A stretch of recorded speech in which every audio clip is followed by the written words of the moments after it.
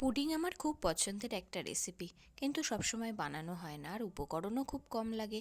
ডিম, দুধ, পরিমাণ মতো মিষ্টি আর একটু এলাচ গুঁড়ো, বা কারোর কাছে যদি ভ্যানিলা ফ্লেভার বা অন্য কোনো ফ্লেভার থাকে তো সেটাও দিতে পারো।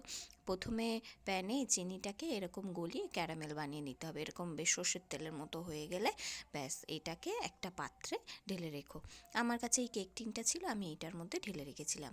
আর নিয়েছিলাম দুটো ডিম, আর এই যে একটু এলাচ গুঁড়ো দিয়ে দিলাম।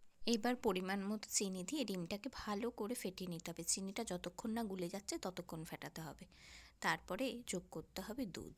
দুধটা আগের থেকে গরম করে ঠান্ডা করে রেখেছিলাম। এবার দুধটা দিয়ে ভালো করে মিক্সড করে নিতে হবে।